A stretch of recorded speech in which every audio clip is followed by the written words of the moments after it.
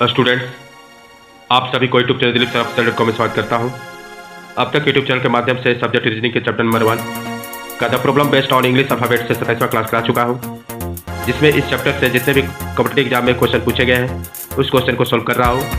वैसे स्टूडेंट जो competitive exam की तैयारी कर रहे हैं वे इस चैनल से जुड़े और इस चैनल को सब्सक्राइब कर दें। इसके साथ बेल बटन को भी क्लिक कर दें ताकि अब तक इस सब्जेक्ट से जो भी क्वेश्चन का सोल्व यूट्यूब चैनल के माध्यम से कराऊँ वह वीडियो आप तक आसानी से पहुँच जाए। और आज यह 28वां क्लास है। स्टूडेंट, आप लोग से आग्रह है कि सबसे पहले इस क्वेश्चन को खुद से सॉल्व करके देखें, उसके बाद मेरे द्वारा क्वेश्चन का सॉल्व को देखें और इसी प्रकार के क्वेश्चन को किसी भी रीजनिंग के बुक से प्रैक्टिस करें। आज का क्वेश्चन इस प्रकार है, if in the English alphabet A is written for A and B, B is written for C and D, C is written for E and F, D is written for G and H, and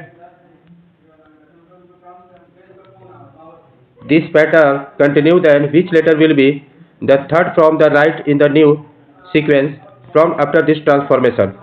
इसका अर्थ है, यदि अंग्रेजी वर्णमाला में ए और B के लिए ए लिखा जाए, सी और डी के लिए बी लिखा जाए, ई और एफ के लिए सी लिखा जाए, जी और एच के लिए डी लिखा जाए और आगे भी इसी प्रकार क्रम जारी रहे, तो परिवर्तन के बाद बने नए अक्षरों का क्रम में दाएं से तीसरा अक्षर कौन सा होगा? यह क्वेश्चन मैट 2008 और कैट 2009 में पूछा गया था और इस क्वेश्चन का ऑप्शन इस प्रकार है,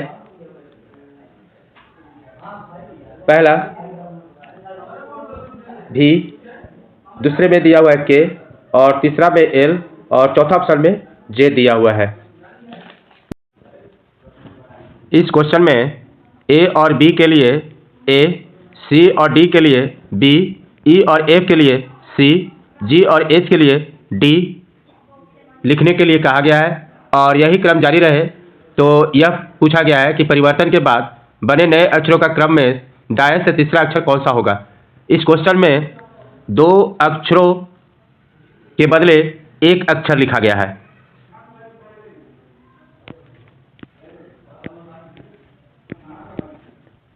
मतलब अंग्रेजी वर्णमाला घटकर आधी हो जाएगी।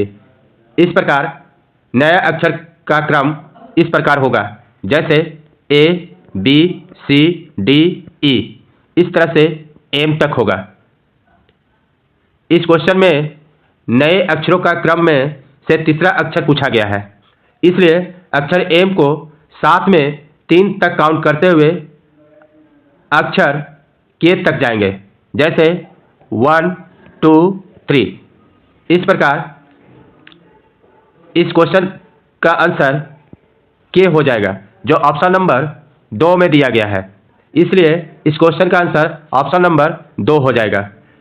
स्टूडेंट्स, मैं आशा करता हूं कि आप सब इस क्वेश्चन का सॉल्व को अच्छी तरह समझ गए होंगे और यदि समझने में या मुझे समझाने में किसी प्रकार की कमी हो तथा कोई सुधार करने की ज़रूरत हो तो हमें कमेंट बॉक्स में जरूर सुझाव दें, ताकि आपकी सुझाव ही हमारी मार्गदर्शन है।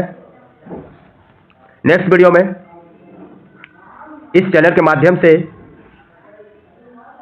नेक्स्ट क्वेश्चन को सॉल्व करने वाला हूं, जो इस प्रकार है, how many pairs of letters are there in the word, justify each of which has many letters between them as there are between them in the English alphabet। इसका अर्थ है,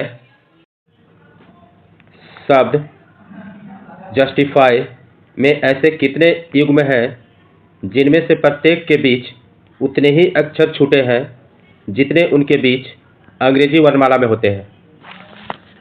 यह क्वेश्चन इलाहाबाद बैंक क्लर्क 2009 में पूछा गया है और इस question का ऑप्शन है, पहला ऑप्शन में दिया हुआ है एक भी नहीं, दूसरा ऑप्शन में 1, तीसरा ऑप्शन 2 और चौथा ऑप्शन में 3 तथा पांचवा ऑप्शन में 3 से अधिक। स्टूडेंट्स, तो मिलते हैं नेक्स्ट वीडियो में, तब तक के लिए धन्यवाद। जय हिंद, जय भारत।